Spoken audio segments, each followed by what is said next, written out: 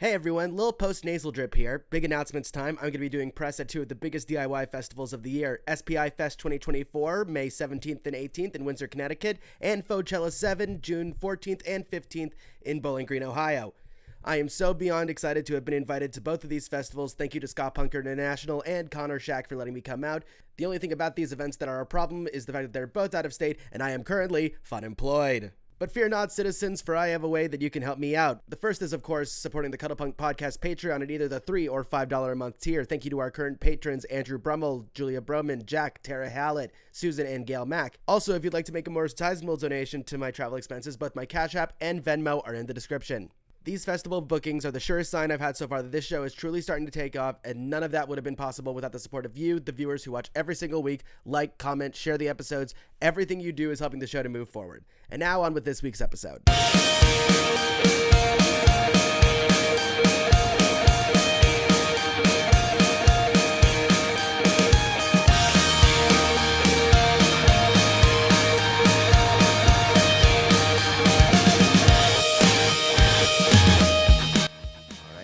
Hello, gamers. Welcome back to another episode of the Cuddlepunk podcast. I am your host, the mastermind, Veronica Vext. With me today, you know them as one of the guitarists for the single best thing to currently be happening in the world of metalcore. You just saw them on their tour with 68 and the Homeless Gospel Choir. Daniel Dip Hodson from the CALLOUS DAOBOYS is here with us. Hi. Dip, how you doing today? I'm doing fantastic. Just been kind of winding down after nearly 4 months of touring, finally being home. It feels great to finally be home for once. You went straight from the European tour right into this tour with 68, right? Yeah, we were home for maybe 3 days. Let's start off with the European tour thing, because I think that that's like something that happened on that tour is probably the thing that blew you guys up the most on Twitter so far this year. Talk to me about the Milan 47% merch cut thing. Oh, so tell me the full story of that, because that's fucking insane. well, I mean, it happens a lot in Milan specifically. I guess probably technically other countries could do it, and other venues could enforce it. But you hear it happen a lot with Milan and Italy, Milan especially within Italy. But the deal is there's a VAT, which is like a value-added tax, which is a tax for foreigners that come in there to sell commercial goods or anything like that. You get taxed on it, so it's not like you're just going in there making money off of being in that country and then leaving without paying a proper tax. And it's a pretty big tax. It's like I think that one is 27%. So that's a given. If you play in Italy at like a bigger venue, that is a given. It's just going to happen. But on top of that, the venue had a 25% concession fee where they sell the merch for you and you basically pay a tax for them or a cut for them having done that for you. We were really feeling that being like the one of three on that tour. Like people weren't there to see us. Some people were there to see Tesseract, and some people weren't there to buy merch from us. They were there to buy merch from Tesseract. So on top of already not having like through the roof fantastic merchandise sales, then we just get screwed even more. And we did like some quick math on it. Like if you sell like one shirt, we're like losing money on that shirt. Because you have to buy the merch also from the people that print the merch. So the cut would be like way more than what we paid for it, and we'd just be losing money. We'd just be like burning it essentially. So we made we started loading in, and the merch people there are like, hey, this is what's going to be happening, and we're like, okay, cool. Let's put this all back inside the trailer because we're not doing this. And we were thinking like the whole day, like, it sucks like to not even make a little something at this. And we finally were just like, let's just see what happens if we try to sell it out of our trailer. And the merch gal for Tesseract loved the idea, so she helped us sell the merch. Because she gets annoyed when there's concessions. She's like, what am I doing here? I'm bored. Like I have nothing else to do now. And so she helped us sell it out of our trailer. There was the photographer for Tesseract, Bride. He also like took snap photos of us and everything. We were like selling it like we were in like a flea market or something. It was hysterical. Like we were just holding it. She was like, real DAOBOYS merch, not a bootleg. This is real. This is the actual band. You saw us on stage. Buy a shirt. And it's funny because there were actual bootleggers for Tesseract like right at the venue entrance. So we're like, we're actually real. It's not a bootleg. Don't buy that. Buy this. and we were selling the records and everything too. It was a total blast. It was a lot of fun slanging that stuff. But yeah, so we dodged a 47% cut. That's, that is damn near 50%. Like, that is a lot of money to just give back to I don't know, to us, no one, because it's like, we don't live in Italy or anything like that, and I'm sure the people working the venue don't see that money. It's just like it. I think we would have been fine with the VAT tax, or the VAT. I got corrected so many times saying like it's not VAT tax. T stands for tax. Like, that's awesome, man. I'm from America. I don't know what this is. Hot dogs and hamburgers, bro. I don't. What are you saying to me? You're saying it wrong. I don't care. I'm sorry. Um. It's like people So saying ATM machine. It couldn't act. It couldn't care. It couldn't matter less. Exactly. Like, what's it matter? VAT tax. VAT. Shut up. Who cares? Like, what? Like, we probably would have sold merch at the venue if the VAT was the only thing we had to pay. It was a lot. Don't get me wrong. It's almost like 30%. But I think we would have done it just for the convenience of being able to sell inside the venue. So to me, it's just kind of like the venue could just not have their concession people, because tours of this size always have a merch person, or the band will be selling the merch. Like, Tesseract had a merch person, and Unprocessed had a merch person. So it's like, I don't know what goes on in like promoters' heads, or like, venue organizers' heads, when they're like, this is a really big tour coming through. I bet they don't have someone to sell their merch. Ah, man, our profits, the money. Oh, I need the money. Like, they could just not have the concession. I don't, It's ridiculous, and it's as bad as it is in Europe. It's like even more like I feel like in even if it's not as much, it's so much more like ingrained in the States as to like every fucking venue is gonna take these exorbitant merch cuts. Were you expecting the like support from the scene that you were received when you tweeted um, out that story?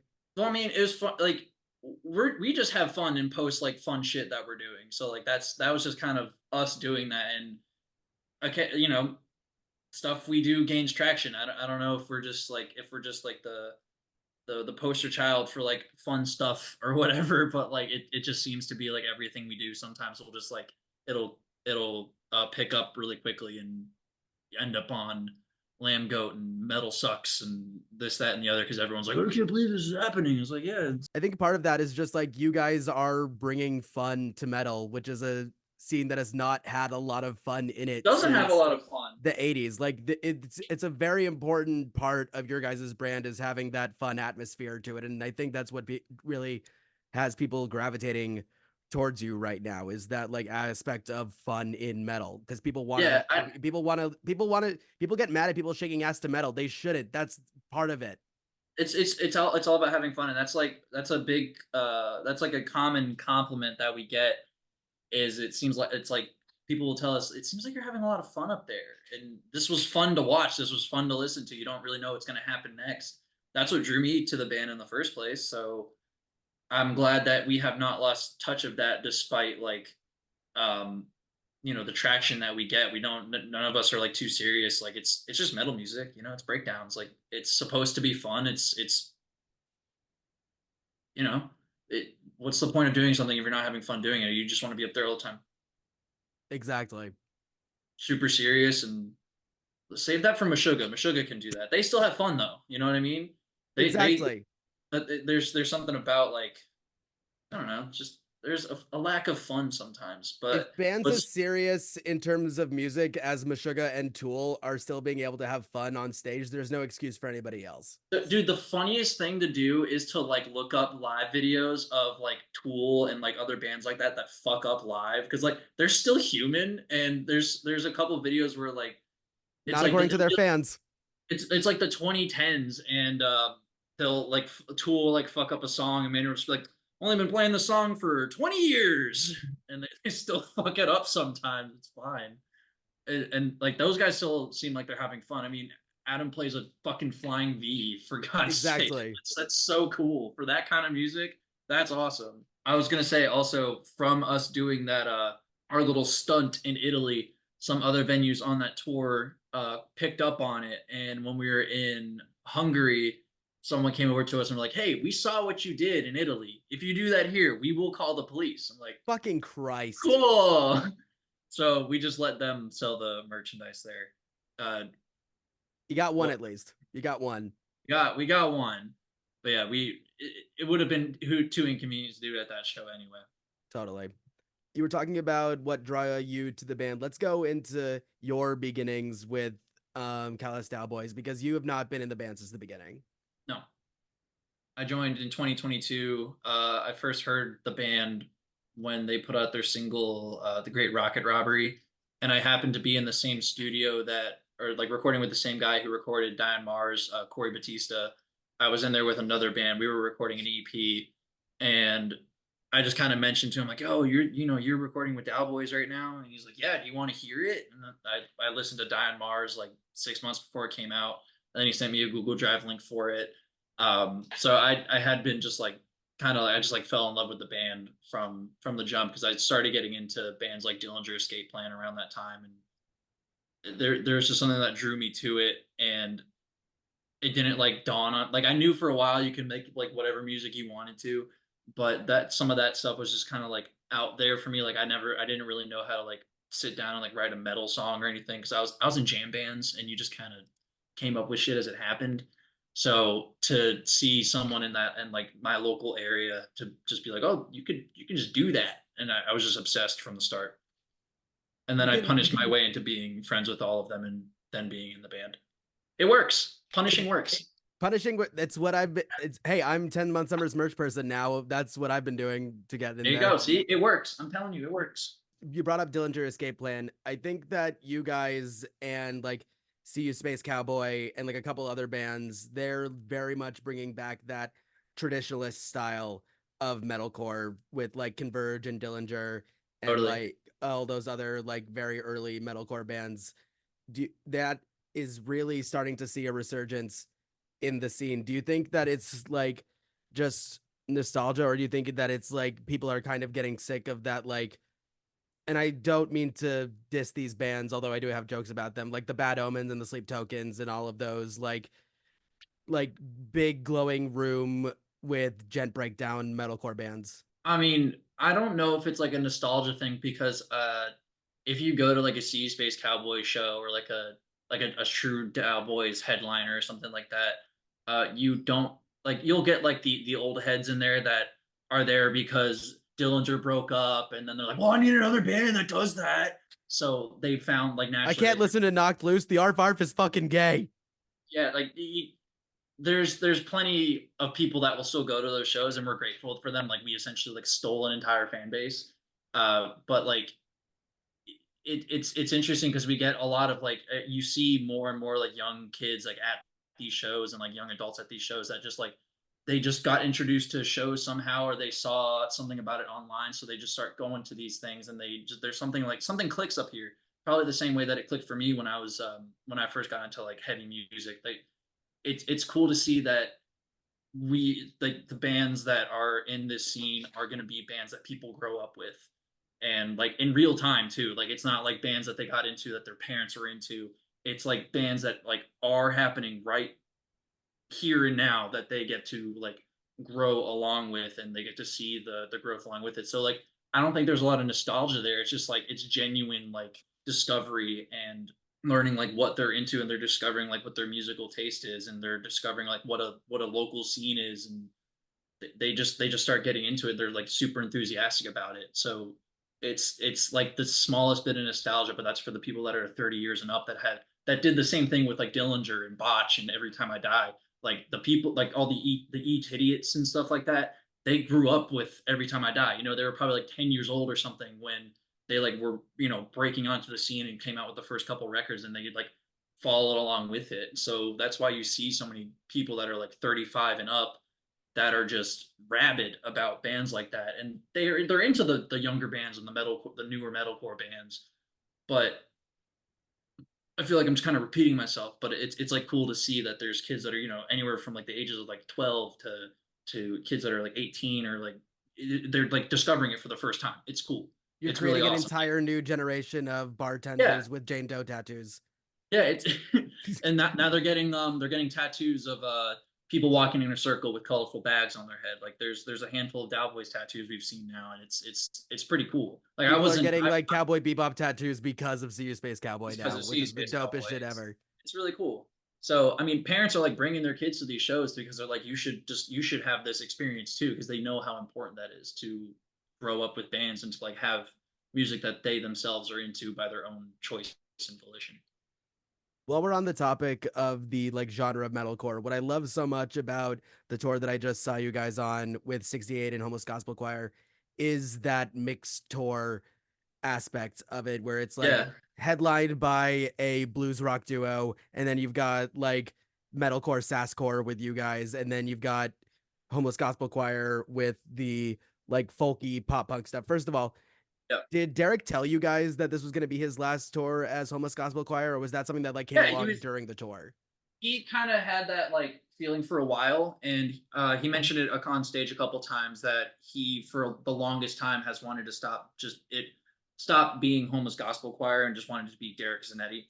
And this was the tour that he was like, this is the last one. It's Derek Zanetti after this. There's Yeah. something, I think it's just like that natural evolution of things, in the same way that Josh, like at certain points throughout his career, is just like, done, next thing. Oh, Chariot's done, next thing. They just got, they either they have different ideas that they need to execute musically, or they have like a different like idea of where they want to be artistically. Like that was just kind of Derek's thing. He's just like, that Homeless Gospel Choir was its thing. Now it is me.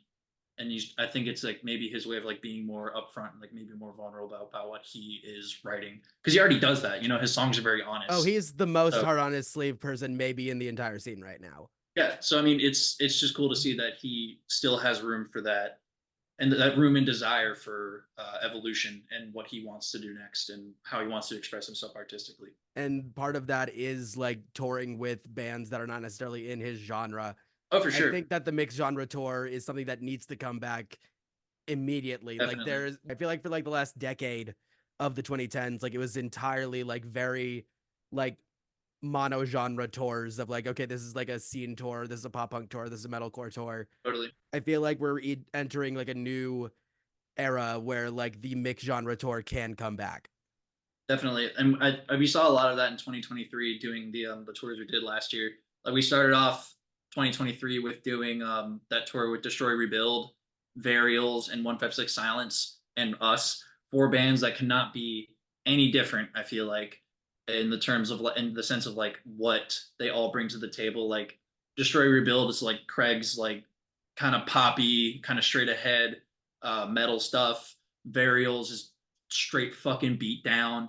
And 156 is also, I feel like, a band that's a little hard to describe, like hard to define and put into a genre. But like, and then of course us, and so there's so many different vibes going on that stage with just four bands. And then we go on tours with like Rolo Tomasi, which they're very proggy, they're very mathy, but they approach it in such a different way than we do, where they kind of bring in like elements of like atmospheric, like black metal and stuff, where it's just like wall of sound type of shit. And of course, then we basically did a mixed bill with Tesseract and On Process. On Process does like the super shredder kind of. I hate calling it Instagram guitarist shit, but that is originally where I knew Manuel from, and I was a pretty big fan of Manuel on when he was doing like the Instagram guitarist stuff. But like they brought like hooks to it, and I get to see them next week, so I'm really excited to see my boys again. That And then Instagram Tesseract, guitar shit, where it worked out pretty well for Tim Henson, didn't it? it definitely did, and like that's Unprocessed kind of follows in those footsteps, but they have such a fun twist on it. And Tesseract's a fucking gent band, so like we've definitely been on a lot of mixed bill tours the past like 2 years at the very least, and I think it pays off, because that's the way I think you really start growing your audience. Because if you're just on a constant like homogenized like metal bill, where if you're four bands that all sound like Fit for a King, odds are everyone there already like is already into Fit for a King, or is already into your band because someone was like, oh, they sound like Fit for a King. I love that band, by the way, but like it's, you know what I mean, like Absolutely. you don't want to keep doing the same bill over and over. And I think Fit for a King does a pretty good job of bringing other bands out with them that I think I saw don't them open for exactly Ice fit Nine Kills like in 2019. Yeah, so I mean, like but they also do a good job of like with themselves. They're bringing out fucking Soul Keeper on a tour coming up. That's awesome. That's sick. Like that's a crazy bill for them to be on. And I think like you said, like I think the mixed bill thing is really making resurgence, and it's good because that's how you expand into different fan bases, and people might find that itch somewhere getting scratched by a new band that they're like, I would have never checked this band out if they were not on tour with Tesseract or Fit for a King or Avatar. We did a fucking tour with Avatar. They're That's like, what? crazy. That's Like that? awesome. What? I did not know Like that. That's what? fucking sick. And people have come to our shows and be like, "Oh, I found you guys from Avatar." I'm like, "Wow, I thought all of you hated us." That's so cool. I feel like you have to give credit to a band that I think you have to give credit to for like creating like the resurgence of the mixed bill. I think you have to give some credit to Suicide Boys because they're bringing out like Yeah, they bring out hardcore bands, like metal bands. yeah, like you It's got awesome. everyone from like Puya to Code Orange to I know Turnstile has played one of those bands. And Turnstile you have to give credit to because they're the Also biggest them. fucking band that the scene has had in decades. Yep. Like they're Yeah, playing fucking Flogna and shit. them and Knocked Loose are doing a really good job of like, for whatever reason, it's just working. And like I think it's good that bands like that are hitting the mainstream so hard without like sacrificing like what made them so appealing in the first place. Like the new Knock Loose singles are just like some of the most evil shit ever. It's And they've got awesome. pre-orders for Target exclusive vinyl. Yeah, so I mean, like they're hitting it big, but they're not compromising because of that. Like they're not writing pop songs. Like they're still writing fucking Knocked Loose songs, and it's awesome. It's scary music for everyone now. It's great. It's really cool. So they're really paving the way for younger metal bands, and I would argue even bands like us to like start pushing forward. Because like, oh well, Knocked Loose is like this. I bet I'll like this too. It's sick. It's awesome. If you need any indication of where the scene is right now, last year Lollapalooza, I went to go see Kendrick Lamar, and Knocked Loose into the 1975 were playing at the exact same time. That was the choice I That's had to crazy. make between those bands. One of the things that I've seen you tweeting about so much is the end of it's either the end or the beginning of daylight savings time. I can never tell which one it is, but I know that you're thrilled about whichever one it is I'm with like glad the that spring months coming and everything. I'm just glad that like, well, I mean, allegedly this is gonna happen and we're gonna get rid of it completely. Um, I don't know why we started in the first place. I wasn't alive then, but allegedly we are getting rid of it permanently, which will be awesome because That's I'm awesome. tired of the government trying to find a way to keep us in a perpetual state of darkness and being fucking sleepy all the time.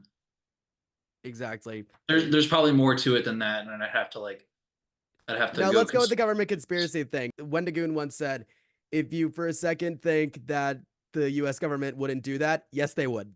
Yeah, they would. They absolutely would. They absolutely would. They 100% would.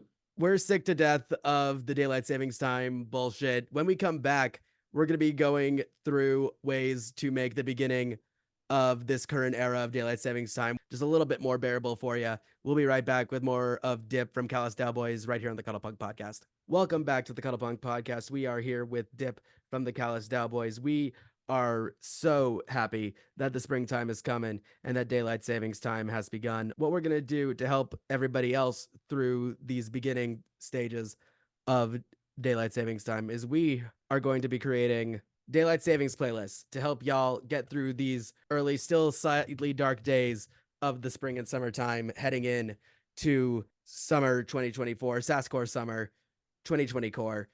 Everybody loves it. Dan, Dip, what is your first song on the playlist? Tied to the Sunset by Artifacts Pareo. I'm gonna need Not you to explain quite a bit of that because I love everything about it, but I know nothing. I don't know, just it felt like a good track just from title alone, feels like a good track to put on there. And is basically the album closer of a fantastic record called Time and Place by, Artifacts Pareo. I got into them from reading an interview that Brent from Greyhaven did, probably around the time that Empty Black came out. When I first got like into Greyhaven, I just read like a bunch of interviews as much as I possibly could from them and watched a bunch and discovered this band from them. And our drummer Marty is also really into this band and convinced me to listen to the rest of their records. And this is probably one of the best. I think one of the best albums like of all time. It's like fucking flawless, like front to back. It is a perfect fucking album. the way this song ends, it's so huge. Like I love songs that build on like a small idea and just like over time like ramp up the intensity of it, and that's how this song that's how that song builds. It feels like the sun rising and setting. It's a flawless track. You've sold me at this point. I'm absolutely going to be listening to this record once we end this thing. It's so good. It's fucking fantastic, dude. If we're going based off names of the songs, I am going to go with an absolute classic right here. Oh, I add one, then you add one? Yeah. Ah, cool. Yeah.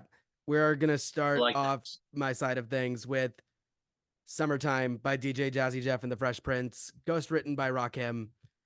If you can't listen, however you want to feel about Will Smith at this point, if you still can't get down to this song, there's something wrong with you. This is an eternal summer jam. It makes you feel like you could be in the middle of bumfuck nowhere and it'll make you feel like you're walking through the city getting ready to hang out with the homies. It's perfect. That's awesome. My next song is My Reverie by Lorindo Almeida. We are at bringing some fucking culture to the Cuddlepunk podcast in a way Right. that has not happened just yet. This This is is what a we're this is here a for. Yeah, this is a cool track. It's short, but the rest of the album's really cool too. Um, it's got a kind of a classical, like almost like a jazzy vibe to it. I need to listen to it a lot more, but this is the track that really stuck with me the most. I think we were driving somewhere in the west, like through like a desert almost, and I put this on, and it was like the perfect soundtrack. I can't remember how I found this album to begin with.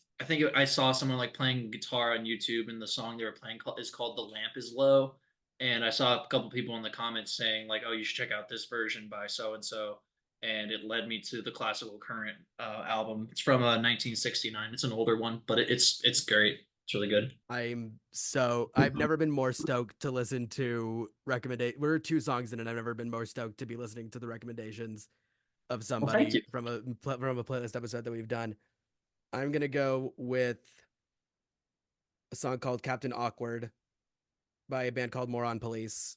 They are from somewhere in Scandinavia. I cannot remember which country specifically, but if you want, like, imagine if Rush made songs for Sonic games, and that's essentially what you Okay. have with Moron Police. It's super proggy. They put in some like System of a Down style syllable and like pronunciation type things in there. It's just Right. like this entire album feels a boat on the sea. It feels like summer just in its entirety. But this song is, I think, the one that shows off what Moron Police can do the very best. I found out about them through this dude Crash Thompson on YouTube, who I've been watching for years now. This album is something that I think every like prog head needs to have in their repertoire. My next one will be In the Wawa by Lip Critic. Carson and Amber showed me this kind of late into the tour, and it's fucking fun. It's so fun. It's the lineup, according to Carson, is drummer, two synth players, and I think there's a fourth. I can't remember what it would be. It could be 2 synth players and a vocalist, and a drummer. I can't really recall. It's just fucking fun. It's like really punky electronic music. It's fucking sick. Like if you listen to anything off this playlist first, make it that. 100. That is like the first thing you need to listen to from anything I add. Put that as your number one and then just hit shuffle on the playlist. That type Yeah, beat. basically that it is just that fucking fun. It is so cool. Like I want to play shows with them. Like it's so fuck. I want to like grab the mic. It's awesome. Not a lot of bands make me want to like just attack the stage and like steal the microphone, except like this is one of them. I wanted to dive at your guys' show at Cobra Lounge, but I've never dove before. And it's this thing of If just you like, fall, you fall. Just get it's back not up. about falling. It's about like accidentally.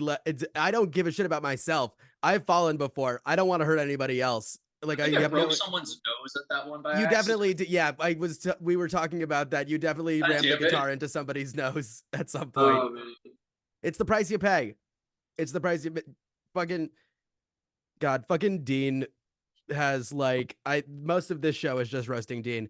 He goes into he goes into fucking mosh pit retirement like Ric Flair goes into wrestling retirement. Okay. He just comes back every so often. Like that's the price that you have to pay sometimes if you're seeing a band like the DAOBOYS. Like if you're hearing like that old school metalcore shit, you might get a bloody nose. That's just something that you have to come in there knowing. Yeah, I always get worried like jumping into the crowd when I have my guitar because I used to throw it over my head and then jump.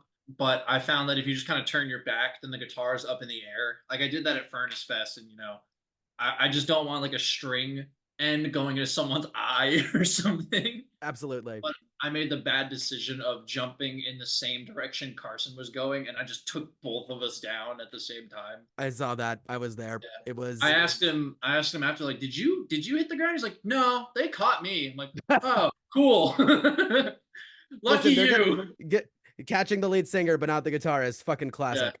classic. My next one is kind of all about daylight savings. Daylily by Movements. This song has been on, I think, my Spotify Wrap the last 3 years running. Movements are a fucking, in terms of like 2010s pop punk bands, they're about as good as you get. They're in that Yeah, like soft grunge turnovery type side of things. They get depression in a way that a lot of bands don't get. And this sure. is like a happier song, not a happy song, but it's a song about like telling somebody to like hold on because the like longer, warmer summer nights are coming on and you want to be around for that. And I love emo gets this rep of like, oh, it's just people wallowing in their sadness, but it's songs like Daylily and like fucking Taste of Ink by The Used, of songs of just people like holding on in the face of all of that shit, or like the entirety of Spanish Love Songs discography. Like that is the kind of shit that I gravitate towards the most. Totally. I like Spanish love songs. I love Spanish Love Song. I finally saw them for the first time in December with Hot Mulligan after having tickets for them 5 times previously and never being able to go either because of COVID or some other bullshit. I Right. got to see fucking Ben Quad play to a sold out Aragon. That was the most insane shit ever. That's so cool. I'm gonna do "Those Who Can't Cheat" by Clarence Clarity. Hell yeah. Another artist I don't really know how the fuck I found them. It has something to do with Bajalvin. I think I think it has something to do with Bajalvin. It could also be from our friend Nat. Always posts like everything Nat posts on Twitter relating to music. I usually add to my library like immediately because I trust their judgment with music taste like that much. It could have been from Nat, and it could have been from Bajalvin or maybe even Blind Equation. I don't know, but this album's really cool, and that's the one that stuck with me the most. I think Clarence Clarity was a Fantano find for me. I think he That's would cool. like featured them at some point. Like they're one of those like kind of like foreign pop artists that whenever they release something, they'll usually end up on a list of Fantanos or something. I'll go with another Fantano find in that case. Are you familiar with Genesis Owusu? I am not.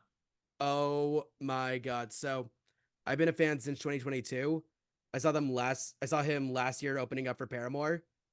That's cool. Fucking unreal. He is a Australian Aborigine hip hop slash rock artist Very cool. where it's like Michael Jackson mixed with James Brown mixed with Block Party. It's the coolest. Yeah. You want to add want to add a song? There we go. Wait, what do you want to add? Wait, what do you think of Genesis Owusu? He's a big fan, as you can tell. But now Genesis, he's like he comes out on the Paramore tour is Paramore, Block Party, and Genesis Owusu, and he comes out in this fucking giant like he's on stilts and he's in this like giant dress basically, and then he takes off the dress and there's like 3 dudes underneath him and they're dancing for the entire rest of the set. That's cool. Unreal performer. We are about at the halfway mark. Let's go. We're gonna do "The Observer" by Death.gov. They should just be on here. We played. They only have this one song out right now. We played. They opened the show in Arizona, and they blew all of us away. They're fantastic. They're incredible. Get on that death.gov hype train early Yeah, on from the Death.gov hype Cuddlepunk train. podcast and Callous DAOBOYS, baby. They were really fucking cool, and I hope we play with them every single time we're in Arizona. If we're adding smaller bands, I gotta add. I sent this to you a couple days ago. Summer. Yeah, 10-month summer, Destiny Bond. I've had them on the show. I had them on the show a couple weeks ago. Y'all, if you are not on the 10-month summer train yet, you are going to regret it in a couple months. I guarantee you of that. They're fucking opening for Trophy Eyes next month, and I'm doing merch for them. That show itself is going to be enough to just blow them out of the fucking water. I'm so stoked for them. They're the nicest people in the world.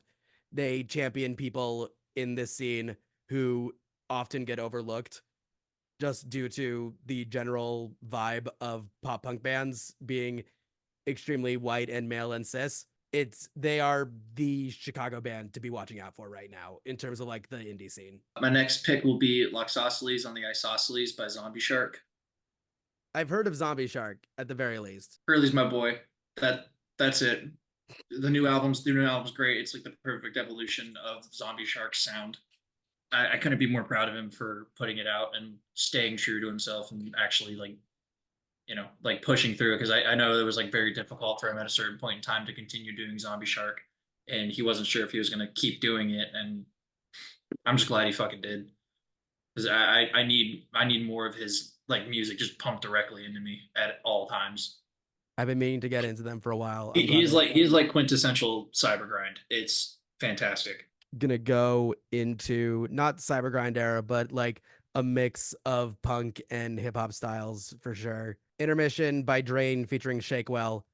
That's I crazy. was lucky enough to see Drain open for Neck Deep a couple months That's ago. cool. Drain is the best band in hardcore right now. There's no comparison. They are single-handedly bringing crossover back, which I could not thank them enough for. Like crossover is my favorite, like just straight hardcore genre. Like the more punk side of metalcore before metalcore existed, like fucking Suicidal Tendencies, like Bring the Noise by Anthrax and Public Enemy, like that kind of Yep. shit. That's my entire shit right there. And I don't think any song from last year makes that any better than Intermission by Drain and Shakewell. And it's a great tune to shake ass to on a Cadillac. Definitely. Shouts out Drain. Shouts out Drain. My next pick will be Spin by Spiro. This one's for all the super shredders out there. He's basically like an Instagram guitarist guy, but there's something different about him, and his actual like approach to the instrument is fucking terrifying, and like no one can understand how he does what he does. Just go watch. It's his name is Spiro Ducius. I hope I'm pronouncing that right. But he put out this little 2-song EP. Find him on Instagram, Spiro, Spiro Ducius. I think that's Dussias. I don't know how he does anything, and I mean I'm not a super shredder or anything like that, but like there's dudes that are watching like that I look up to already, watching him, and they're just like, I don't know how any of what he's doing is working. It's real. It's terrifying. The best thing to come out of the Jared Dines era of YouTube. Brother, I don't even know if you could call it that. Like I'll send you a link to some of his stuff after this, because it makes no fucking sense. I'm stoked out of Like my mind. there's like technical dudes like you watch Tosin Abasi and Victor Wood, and you're like, well, that's really crazy. But there's like still like a semblance of like human going on there, and you're like, I could learn that eventually if I tried. You watch this guy play guitar, and you're like, there's no fucking way like anyone else can do that. Totally. It's terrifying. If we're talking about stupid impressive guitarists, we're adding La La La by Oh, Y2K and BB New Money, specifically the Polyphia remix. I am such a sucker for it's one of my main guilty pleasures is like Baby No Money, Young Gravy, those kinds of like white boy frat rap type dude, like the new generation of frat rap. yeah, And this Polyphia remix goes so much harder than it has any right to be. To everybody here who, like me, accidentally had the Travis Barker remix of Cranked Out by Soulja Boy on their little iPod shuffles, this is the shit that you need to have in your playlist right now. that's awesome. That's a great way of describing it. This is it's a song that's gonna make you like just inadvertent, like if you're walking down the streets of Chicago during the summer as the sun's going down, you're gonna unintentionally just start moving, just pop locking and everything. It is that insane of a groove on this track. That's awesome. I'm gonna do Spilled Strawberry Milk by Dan Mason. It's just fun. It's breakbeat shit. It's awesome. Hell yeah. It's cool. I heard it like literally just a couple days ago. I'm like, oh, this needs to be on my playlist, because it's just fun. I like fun music. Fun music is fun music. I think I'll add a little something in tribute to our dear James, currently in Asia. Things that rhyme with orange by I Set My Friends on Fire, deemed by James of Blind Equation and I as the best song on You Can't Spell Slaughter Without Laughter as of a couple months ago. This is everything that MySpace Core should be. It's fun, it's poppy, it's making fun. It's got its tongue so firmly in its cheek that it's about to burst through the cheek wall. It's fun, it's funny. I love everything about it. Yeah, you know what? It should go on there. Never Getting Better by Blind Equation. Hell yeah. Shout out to James. Shout out to James. Always shout out to James. The video of people mic grabbing during that in Hong Kong. It's the craziest shit ever, man. It's so cool. If you're watching this show, you're already not sleeping on Blind Equation. You need to be telling your friends about Blind Equation. You need to be telling your enemies about Blind Equation. That's Everyone right. needs James in their life. I've heard so many people in like the Midwest cybergrind scene already calling James an inspiration to them, and I'm pretty sure if I told him that, he would just straight melt into a puddle on the ground. James is the goat. Like I have people even outside of like the cyber grind and electronic music scene that have known him for like almost 10 fucking years.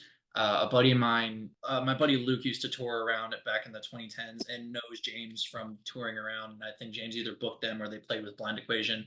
Our drummer Marty knows James from like years ago, like either again booked them or was on a show with Blind Equation. So just to see like James's like absolute like total commitment to it and just like believing in himself and the little team that he has now, it's like to see that shit like pay off in the way it is, it's fucking awesome, and it could not be more deserved. They were nominated for Best Metal Album of the Year by fucking Loudwire last year. As Their somebody first who international tour is in Asia, man. That's exactly, crazy. as Like, somebody who's pulled for Ice Nine Kills for way longer than I should have before they blew up, Blind Equation will open for Metallica someday. They will open for a Big Four band someday. There's they no have to. doubt in my mind. And they'll get fucking yelled at by the Metallica fans, but it won't matter because all the cool people will be there for Blind Equation. You know what? I am gonna put Ice Nine Kills on here specifically to piss off all the people who hate when I talk about them. That band is so funny. I've been in 3 of their videos. Boston, baby. That's awesome. Their guitarist like fucks with us heavy. It's so awesome. Shout out Dan. Shout out Dan Sugarman. Yep. Thank God it's Friday. If we're talking about summer songs, a song based on Friday the 13th has to be on this list. It's insane because I agree with my friends who make fun of me. They are theater kid core. They are. Yeah. As a former theater kid, I fucking love this shit.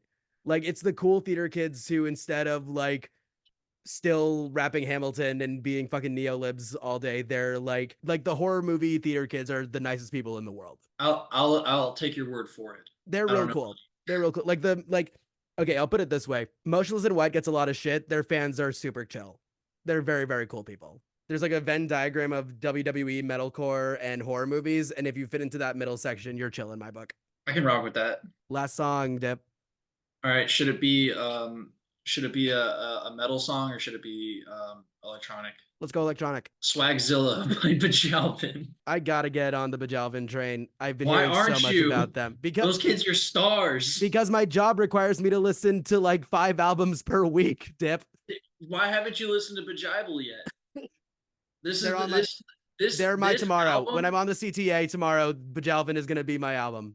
skip the first song. It's not good. They'll be the first ones to tell you that. It should have been later in the album, but these kids are the fucking future. Okay, like no exaggeration. Jake and Craig are the absolute fucking future. Jake and Calvin. I don't know why DJ Craig's the DJ name, you know. But yeah, these kids they just are. They were just on stage with Sudden Death and Marshmallow. I saw that. That was crazy. Like, they're the next fucking thing. What's so funny is when I was back in Florida visiting family before we went to Europe, I was catching up with an old friend and we were talking about like what we've been into, and she's like going to a lot of music festivals and whatnot. And she mentioned she went to one of the ones that was at the cave thing in like I think like Tennessee.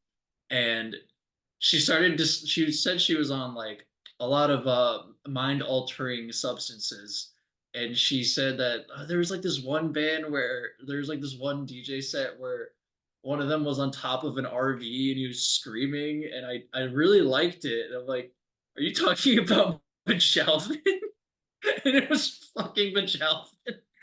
And she didn't remember like their name or anything. She was so fucked up. And she's like, yeah, he was like screaming on top of an RV.